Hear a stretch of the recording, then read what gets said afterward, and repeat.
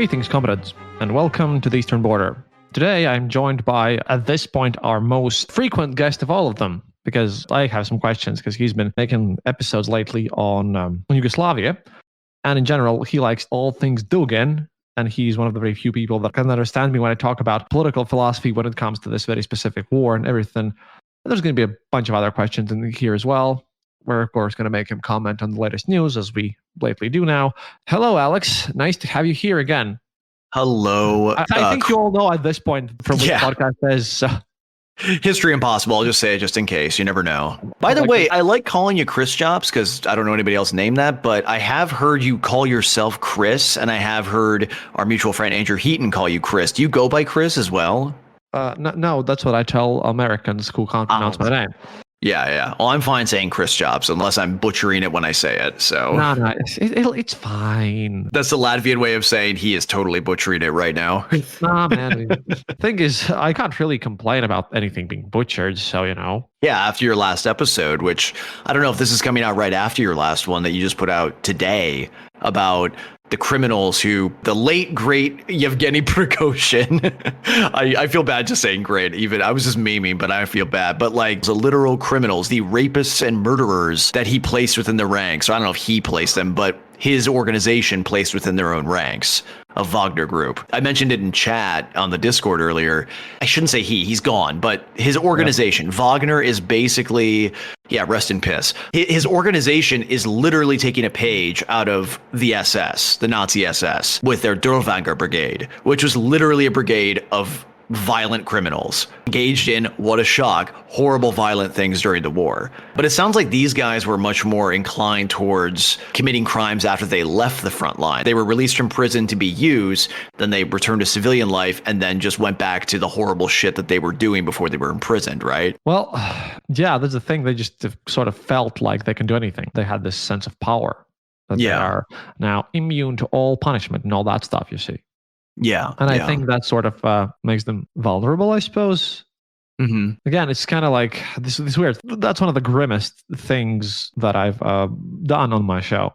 The last episode. It was pretty brutal. Yeah. I'm glad you did, though. I just got to say that. I'm just curious what you think, like how much of this is tied into the philosophy at work of, using these people to fight on behalf of Russia in Ukraine, and how much of it is just them just being criminals? Like, I mean, how much of it is deliberate, I guess, is what I'm asking. The answer would be, I guess, just yes. Okay. Complicated then. It's not like you can really pick or anything like that, I suppose.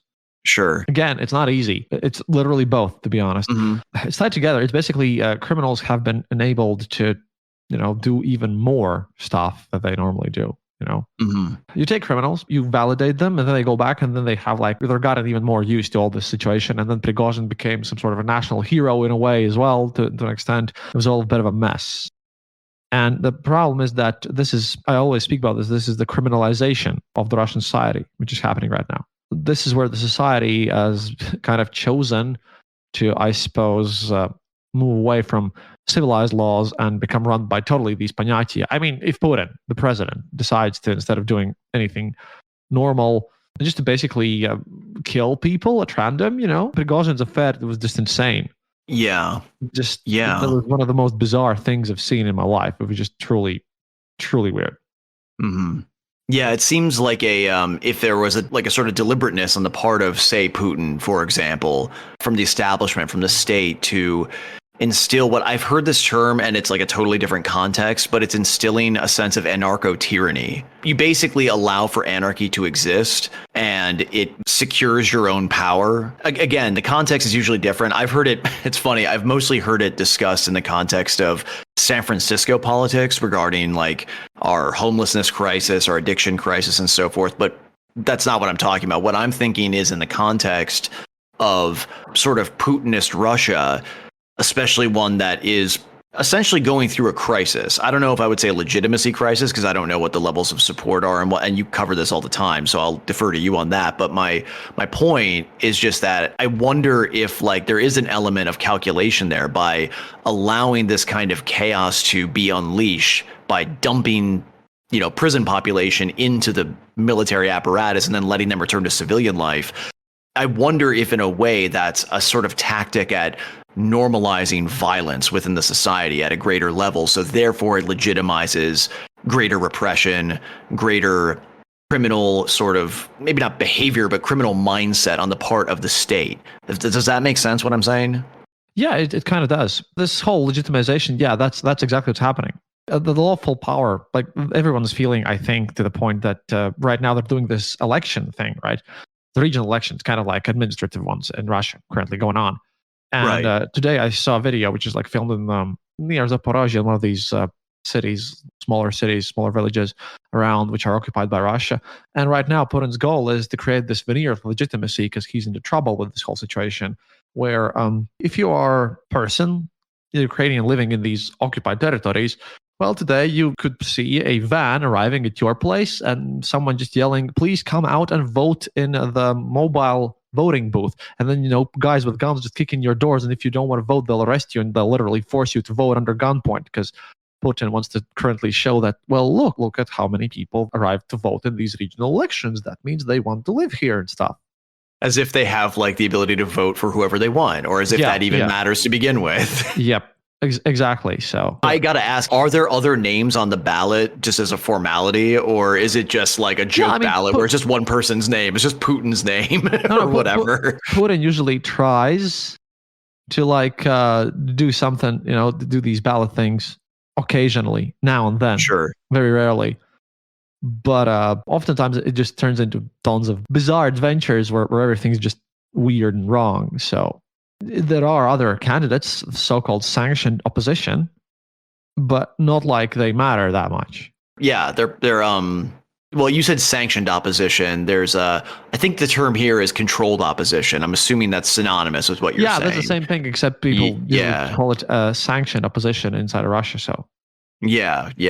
To be perfectly honest, it's not even that surprising when someone describes like a sort of outside candidate, quote unquote, controlled opposition, like a third party candidate. I've heard people claim that about the Green Party, the Libertarian Party, and so on and so forth here in the States. But that's mostly just conspiratorial thinking. And I don't blame people for thinking that because it does kind of feel like our party system is it is pretty corrupt feeling because it's just we're stuck with two. But, and see, just on a side note, I really want the GOP to deny Trump the nomination because he would give us a third party.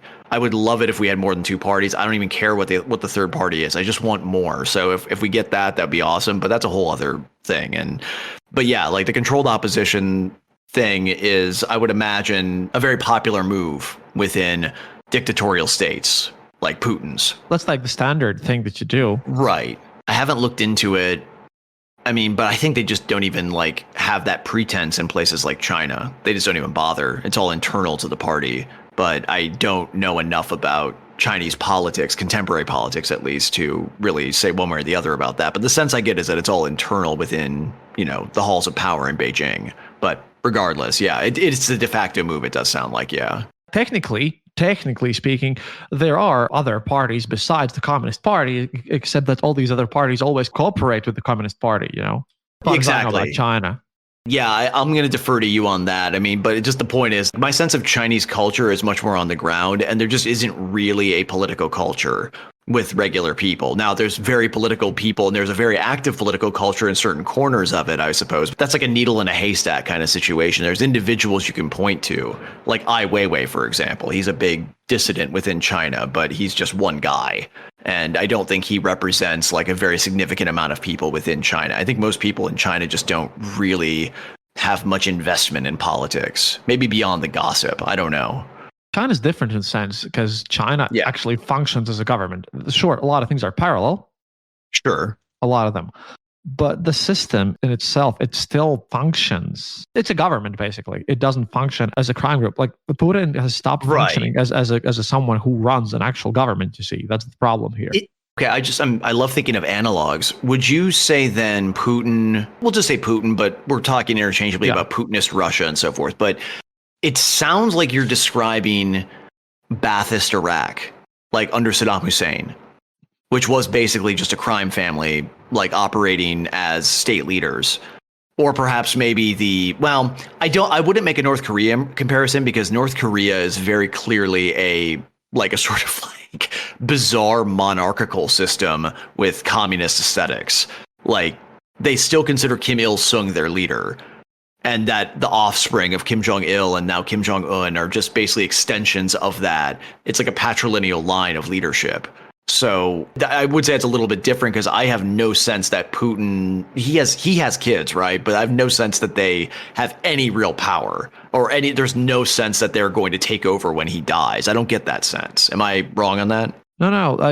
No one really does think that his girls, he has two girls, will take over when he dies. Sure. I really so don't it's think not going to happen. No. Okay. Yeah. So it's not like the czarist system in that sense. No one really has the feel that it's going to continue like that specifically. Yeah. It's probably going to be something else and weirder, but that's a problem. Putin has eroded everything to the point where there can only be Putin. I feel naive whenever I'm talking to you about this kind of stuff because I'm just thinking because of your relentless optimism.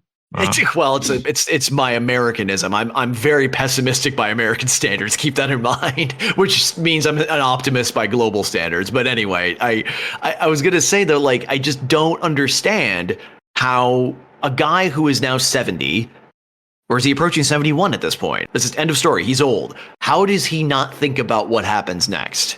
The maintenance of his nation that he supposedly cares so much about, that kind of suggests to me, and I know this is a big shocker, he doesn't actually give a damn about Russia. All the philosophy that surrounds him is just a fucking bullshit facade. And that he really is just caring about self-enrichment. And that he might just well be the most powerful, selfish person on the planet in that sense. That's a big issue here. He has to go into history books. That's for sure. And he will. Not for the reasons he wants, but he will. Honestly speaking, we know that he gave Yeltsin this whole guarantee about his family and everything.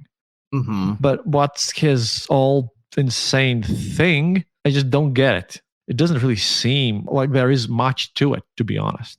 Like no plan, you mean? Yeah. I hesitate to say this because it gets people who politically I find kind of obnoxious. Like it makes them froth at the mouth, but it kind of has a Trump vibe. And what I mean by that is that no sense of object permanence, that sense of like immediate like gratification is really all that matters. And you're not really thinking about the next 10 years. And I'm not saying you got to go full Stalin and have like a 10-year plan or whatever. I'm just saying that if you're only thinking about yourself and not thinking about the future of your nation, that by default makes you an unfit leader. That's putting it mildly in a lot of cases. In Trump's case, I would just say unfit leader. In Putin's case, I think there's a lot more to say about why he shouldn't have power, but that's a different story. Currently, that's the big issue here, because I wanted to invite you here. It sounds silly, but I'm just watching all these people, the Club of Angry Patriots, and now Gitkin's in prison. Everything's like going crazy. People are going mad about all sorts of things. I'm looking at this, and maybe you can help me here. All of them constantly, they say they need to win this war for all sorts of reasons, all the time. I don't get what makes people think kind of like they do, because all the time they're like, oh, glorious Russia needs to win. Russia's so awesome. Everything's great. And then they kind of, yell at Putin, yell at the officers, yell at how everything's been doing bad. Like, it seems to me that they have in their heads some sort of an idea of what Russia is, but that totally does not even in any way or form relate to what Russia actually is, you see. Mm-hmm. How can you manage to be at the same time like actually more or less objective about the situation on the battlefield and you want things ordered, yet at the same time, how can you not see in your head that it's not that mystical Russia in your head that you're fighting, it's the Putin's Russia with Ramzan Kadyrov and with everything, right? How can you reconcile the reality and the ideal? I mean, that's the biggest question of all in a lot of ways. I would say that people within nations tend to have a much more disparate set of ideas of like what makes them a nation compared to what people on the outside think of them, especially the bigger the nation gets. I mean, we've talked about this, I think, on my show and on your show, that the external view of America is pretty uniform for the most part. There's like some deviations here and there, but it's mostly that we're a bunch of entrepreneurial optimists who love to make things up, like, like create new things. And just, never let someone tell us no, and that we love to kill each other with guns. Like and that we're all fat. Those are like kind of like the tropes that we all see. You like the gun. Yes, I have noticed. The gun is the big one. Yeah, exactly. This is why I think we should be more friendly with Serbia. I think we have a lot in common with them. But yeah, the reality is, though, and this is especially pointed, I think, is that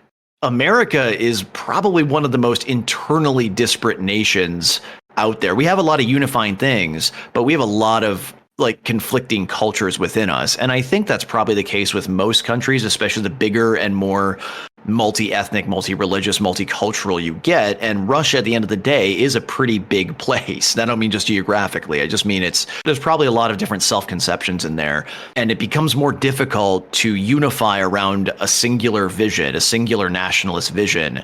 I can't speak to Russia beyond just the speculative in this case, but I would imagine that it's because there just hasn't really been a unifying vision. Putin has tried to put himself at the center of that, but he hasn't done a very good job. That seems to be the case. If like people are getting mad at him for doing what he said he would do and so on and so forth. To really get at the core of your question, which is how are people, at least in Russia, but I would say you could probably broaden this.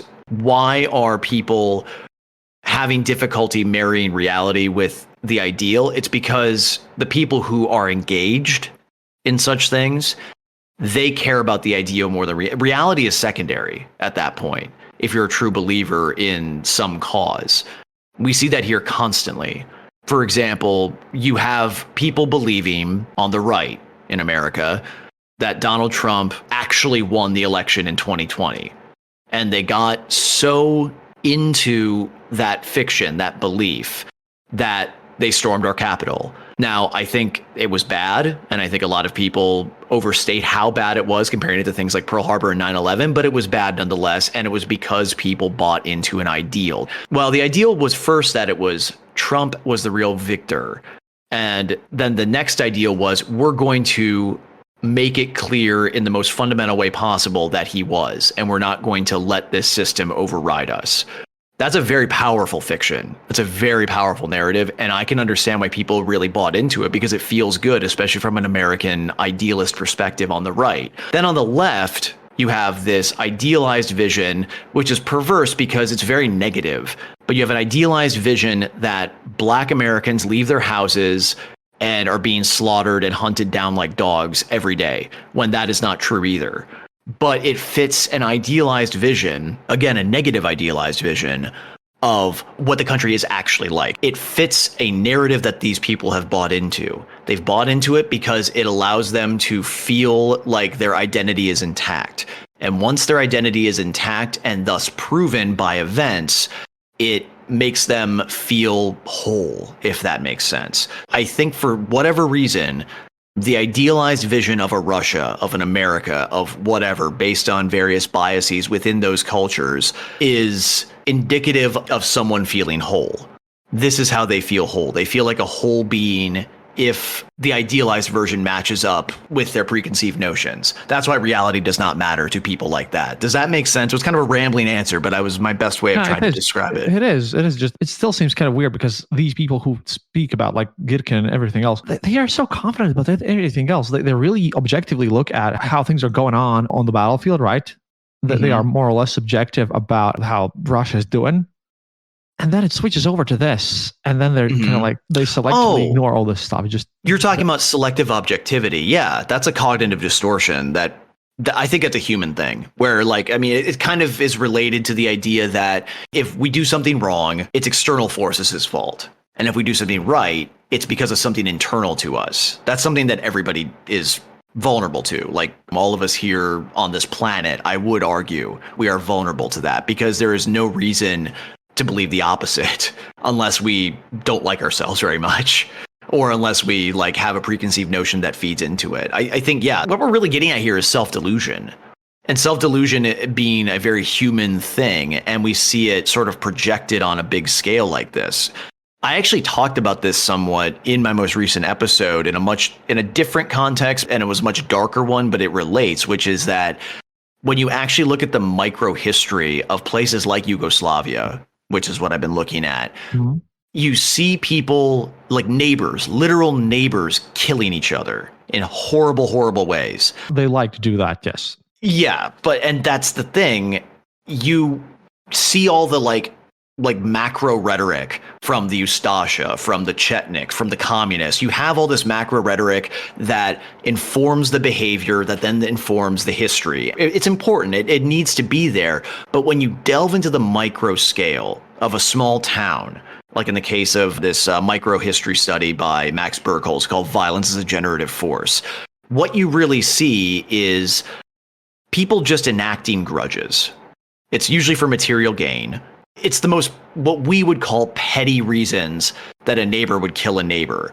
The reality is that was always there, that pettiness, and it wasn't exclusive to Yugoslavia. That's what I'm trying to say, is that I think this is a human thing, but when enough social forces and enough charismatic leaders converge as factors, you're able to justify anything. You're able to justify murdering your neighbor or the grocer down the street for a petty grudge. Because the guy on the radio said, well, that guy, he has that last name. That last name, it belies where he's actually from. Those people who have last names like that, they have it out for you.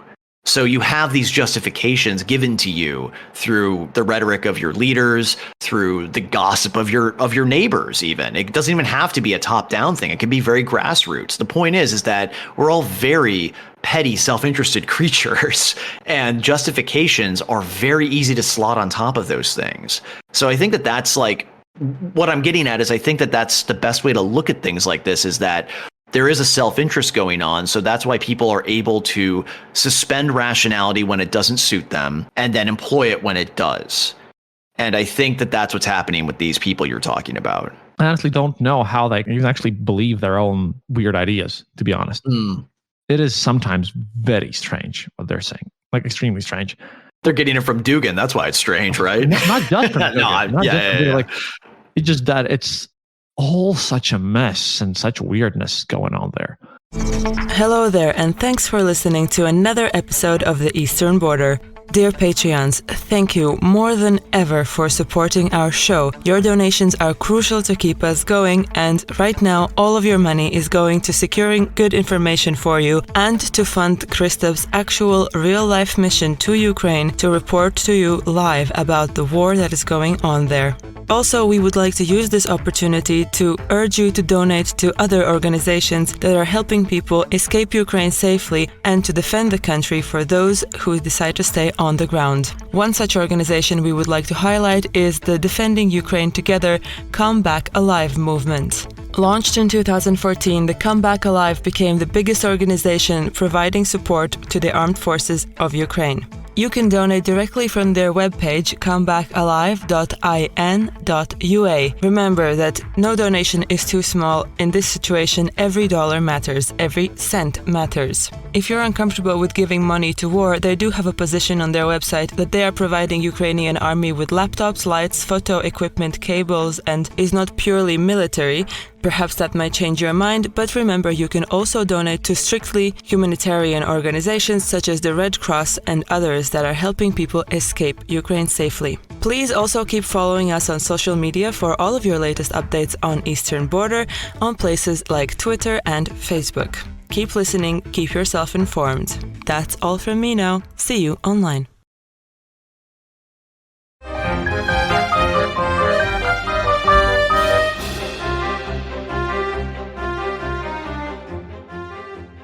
One of their leading guys, this Kvachkov dude who got his own administrative case, right? He was so much into all this idea of the fact that people will actually follow him and basically just stay with him and actually vote for his ultra-Orthodox nationalist socialism. It is exactly what it sounds like. A Russian version of German nationalist socialism. They, of course, will say that they have nothing in common with Nazism, but you saw the song, dude. You saw the song, man. I did, yes, the video. Well, let's give some context. You should let your listeners know what we're talking about here. That is a song from Shaman, a Russian, some call him artist, I presume. He made a propaganda song about the war and about everything. It's not a very good song, and it has extreme connotations. He's dressed there looking exactly like a Nazi, like 100%. And he has Oh, really? an armband. Oh, man. Oh, the You know, armband. right? Yeah, the armband. Yeah, I was thinking about his pants. I was like, I thought his pants were kind of cool. What does that say about me? That song is Shaman Me Yeah. or Us. Yeah. I actually looked this guy up after you sent me the video, and it's a hell of a video. I do recommend people look it up. I don't know how Americans would look it up, like how they would type it. I think if they said shaman Russian artist or something, they'd be able to find it on YouTube. But I was reading about him, and he like blew up in popularity outside of Russia because of his 2022 song. And was that one that you showed me, or was that a different song? I think that was this one. Okay, well, and to further the description, it's this guy who looks rather stylish, but he does have a little bit of a Nazi iconography thing going on, just a bit. And he's just like strolling around fucking Red Square and like doing really K-pop-esque hand motions, which I thought was really funny, and singing about how great it is to be Russian. It's pretty wild. In a way, but like, and he also has one about being Russian and everything. I guess he's kind of embraced his whole situation. And I understand it because I spoke with some people, and there are quite a lot of people who are against that the war was even started. But they're like, well, now that the war exists, and now it's going to be bad if we lose, so we must now support everything. Supporting despite loss. That's the thing you're really hitting at here, and that is I would love to look more into that before I say too much, but that just strikes me as more of a psychological phenomenon. You could, on one hand, I'm just going to do some speculating here, I guess, because, we're here. This is what we're doing. But on the one hand, the distortions that we're talking about, the cognitive distortions of these people, the selective reading of facts and so forth, it could just be a sunk cost fallacy at work. They've invested in the ideas. They've invested in the narrative. They've come too far to back down now.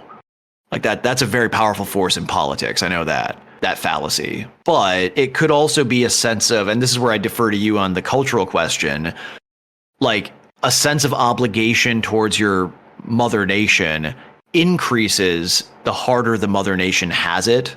Does that make sense? Like, you're losing, so they need us more than ever. Like, that's what the rhetoric would tell you, but is that something that is actually felt and believed by people, would you say? Especially in Russia or a culture like Russia's? Well, see, this is the point. This is what Putin is trying to do. He's trying to turn this war into some sort of great patriotic war for the existence of all of Russia's. It's really beneficial for him to say to people that, oh, look, that this is somehow a thing that they're going to, win or lose or die trying or something like that. Did you see? Yeah.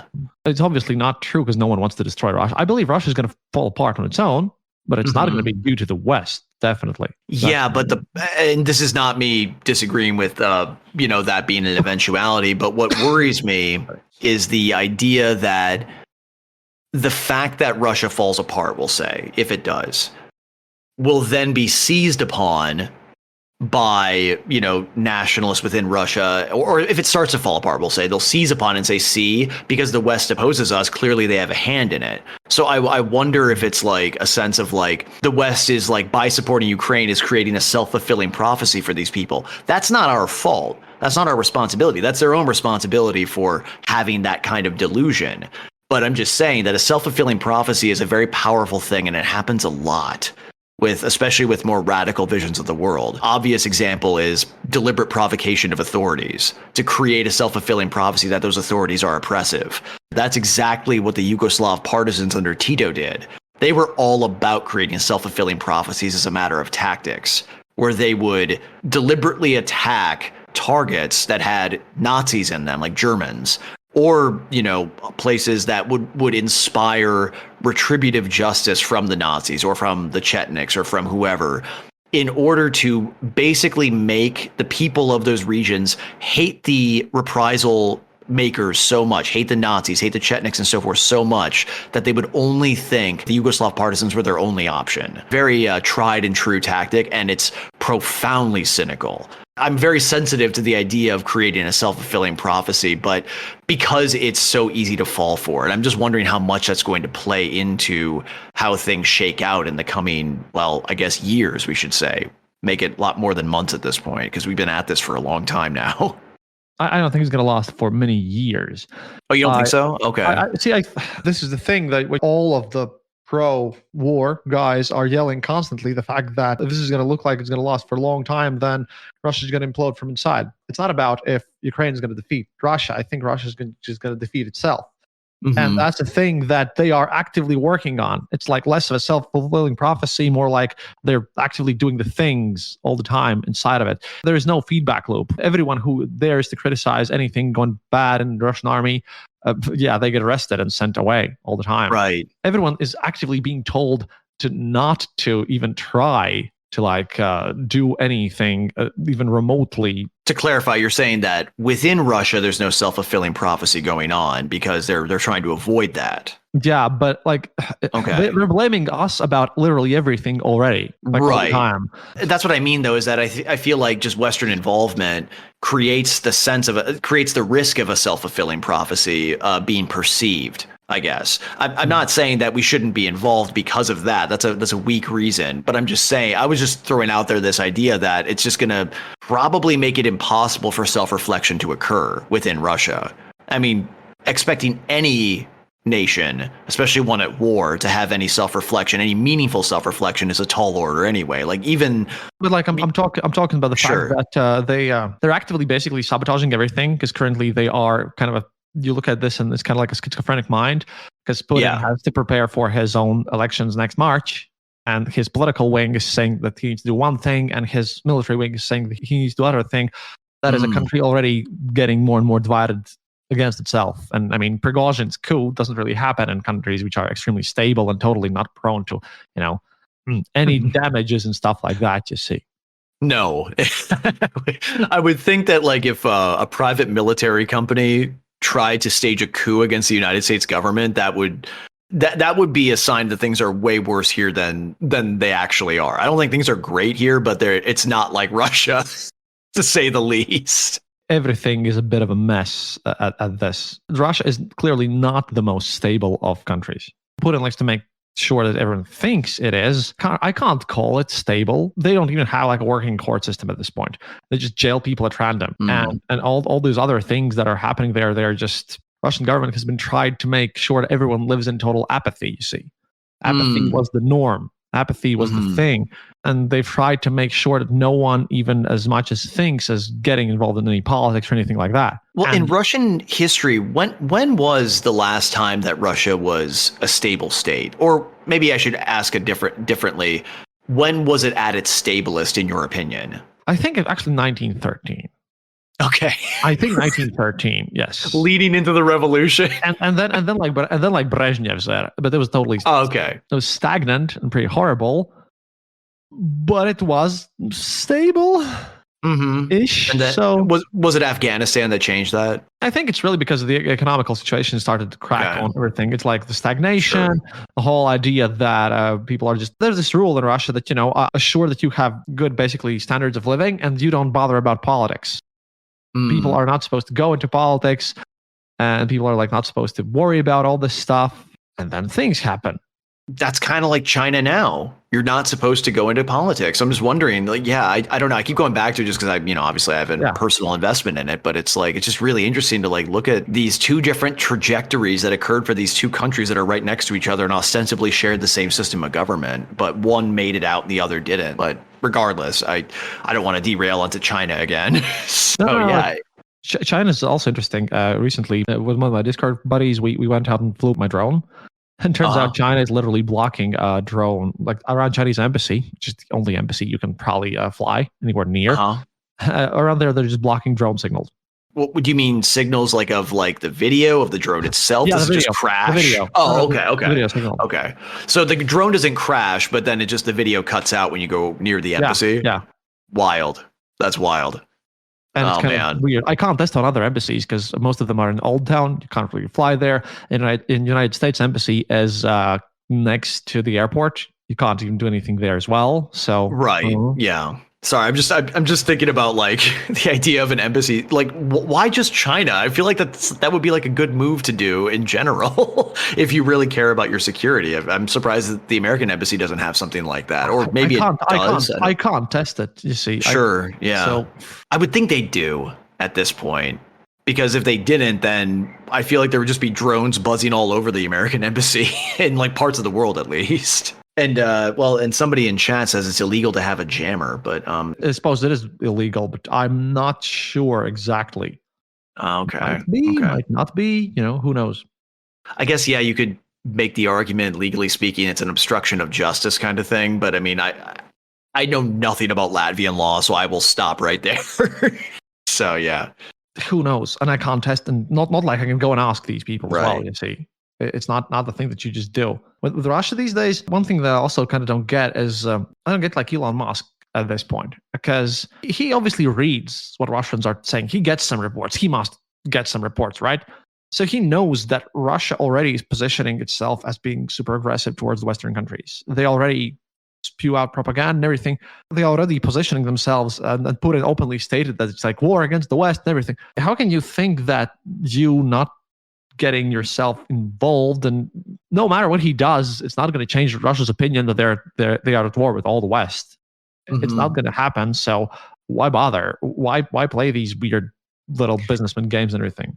Yeah, you're asking what makes Elon Musk tick these days. Not I mean, Elon Musk here is kind of like a symbol. It's a lot of like people who still right, appeasement and everything.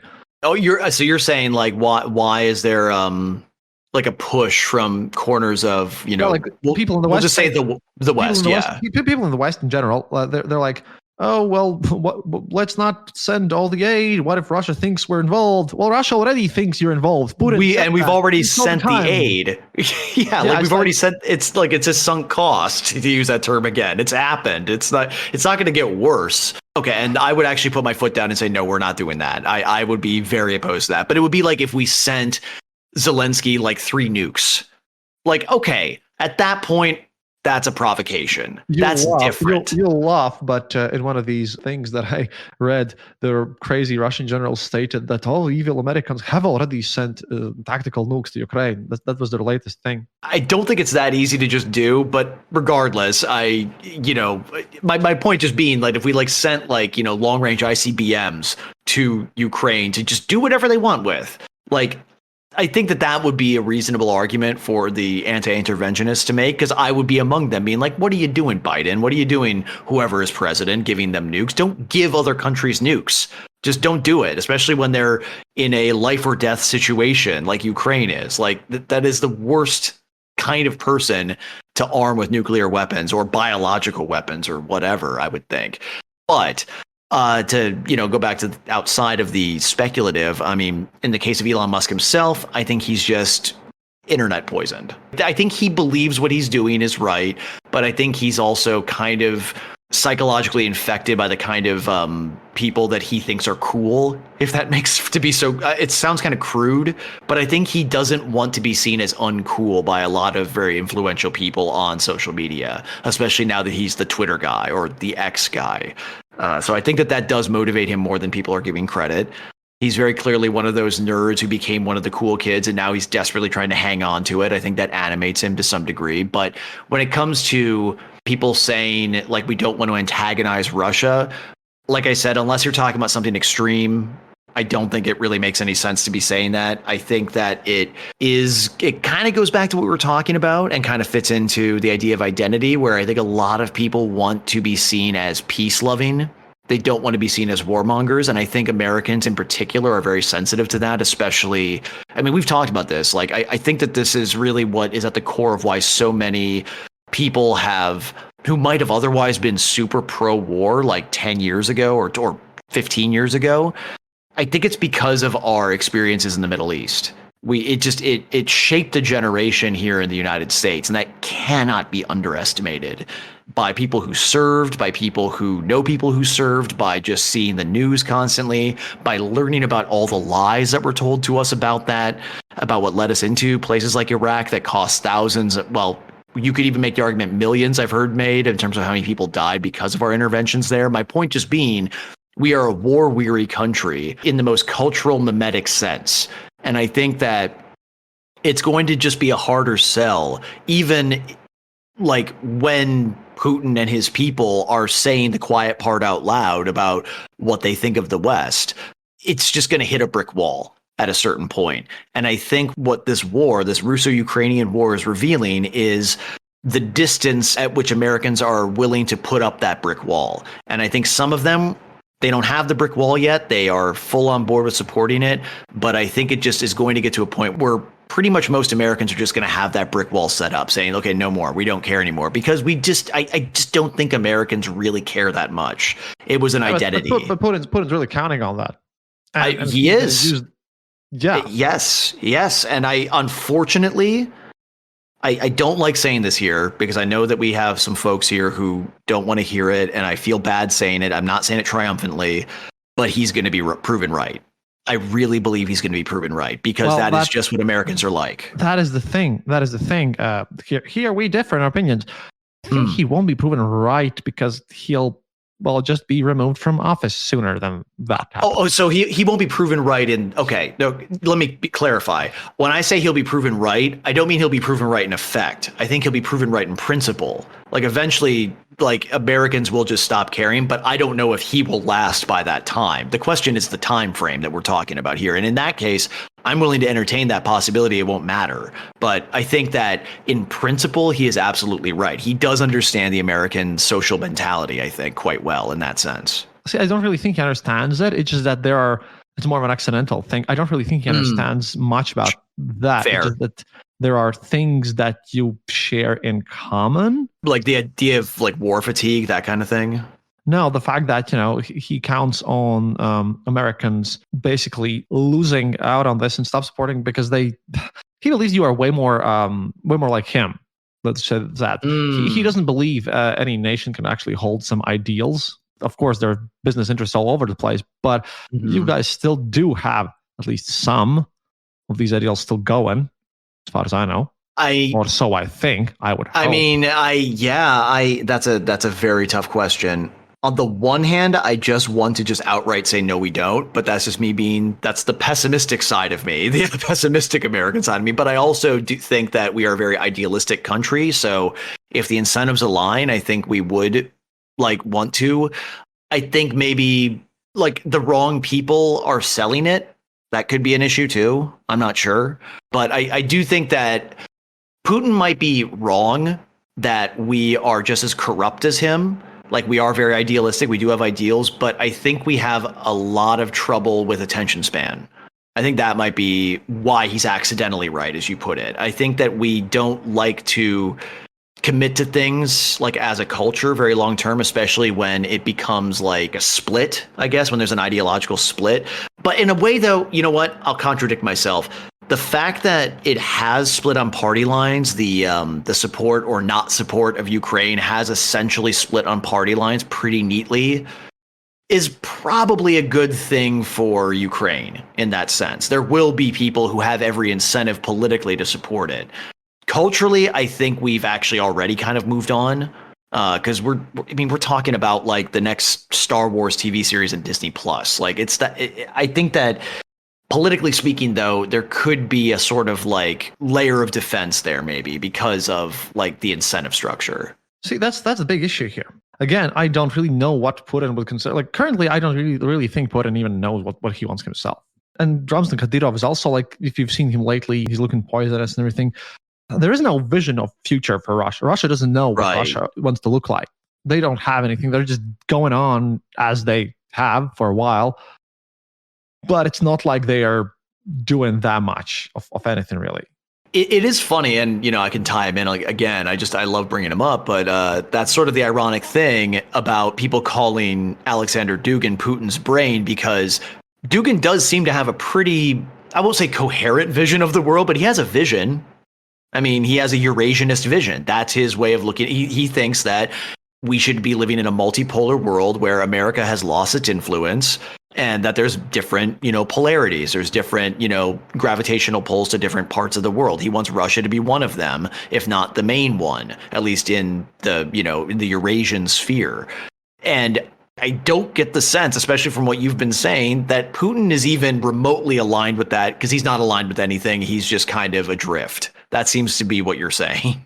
He doesn't even seem to do what Dugin's doing, because he's also just failing all over the place. And Dugin himself is just posting more and more angry, rambly rants which makes sense. I mean, his daughter was exploded. I mean, right. And, she was an asshole, but at the same time, I'm not going to celebrate that because that was, pretty tragic. Losing a daughter is not good, but what a brave stance for me. Losing a daughter is not good. But in all seriousness, what has Dugan been up to lately? Like you said, angry rants, yeah, very, very much posting all sorts of how the West needs to be destroyed, how this is like the final battle, all that nonsense, all the time. Just been very much up to his head into this whole mess. Would he, just play here for a little bit. If it was up to him and if he had the means to do so, would he advocate for a Russian land invasion of the United States to conquer us, or just a nuking of the United States? Like, what? I guess nuking, but they constantly invent new ways how you are actually all doomed and how everything's horrible. Does he not understand that we grow the majority of the world's food? Like, we're not doomed. We're fine. We are blessed with the best geography on the planet. You haven't checked out my buddy Maxim Kalashnikov from the Z Patriots, who follows him. See, that's the thing. These guys, they're not really good at economics, you see. They believe in some sort of economic models that work for, I don't know, mid-20th century Soviet Union. It's all about reindustrialization and heavy everything. They can't even grasp the concepts of how internet properly works. It's just alien for them. Okay. Yeah. Well, you know what? Let's roast Dugan a little bit, and we can tie it into what I was saying before about how at core everybody just has these base motivations, this self-interest going on. In the late 80s, early 90s, whenever that was. And he was like starting his cringe national Bolshevist bullshit party with that one dude whose name is escaping me. Like, they were just busy partying and having Nazi orgies. Okay. Like, that's all he wanted to do was just party and have Nazi orgies. And then he created this ideology, this ideological highbrow bullshit to surround it so he could make himself out to be a more complex thinker than he actually is. Like that's what's going on with him. And I think that what you just pointed out there kind of proves that he clearly doesn't have a serious grasp on how the world works. And not just Dugan, like all these. Right. Oh, sure. All these people around it. Because I've noticed that what they truly do all the time is that they seriously believe that for some reason, the world's going to be a much better place if only we can return back to these Soviet days, which we have lost. It's not like Soviet ideology at least wanted to build something new. Okay. What they're having. I mean, I'm just laughing because I'm just like, yeah, they wanted to build something new, but it was kind of a nightmare. But yeah, these guys are pathetic in that sense because they don't even have that. I have to quote Big Lebowski here, okay? Because this works in this case here. Say what you want about the National Socialists, but at least it's an ethos, okay? Yeah. Or as it's like. Okay? It's like Lenin said, you look for the person who, I'm the walrus. You know what I'm trying to say? I am the walrus. Shut the fuck up, Donnie. Which, by the way, I don't know what Lenin quote he was trying to say, but it's amazing. Because that's just what I know it as now. But anyway, that kind of feeds into something you were saying earlier about just sort of this like disconnect between the reality and the ideal and all that. It was in the midst of talking about that, and you were just kind of at least implying that there just is like lack of coherent vision going on too. And I'm wondering if that's like maybe a broader social crisis within like the Russian culture, maybe the Russian political culture, maybe the Russian culture more broadly. I mean, the problem that all the political culture has been basically destroyed. No one believes in elections. Now they're happening like in 3 days, right? It's like they're not even trying to pretend like it's not going to be faked. And the Russian liberal position, they're busy yelling at each other. Like Maxim Katz is yelling at Navalny's team, and then Navalny's team yelling at Khodorkovsky. It's like they don't even have a unified front to do anything against it. It's just that it's gone. There is no political culture there anymore. Hey everyone, Annette the editor here. This episode became quite long, so we took the decision to split it into 2 halves. You've just finished listening to part 1, so to hear the rest of the conversation, head over to part 2 and enjoy. Thanks for listening. Bye!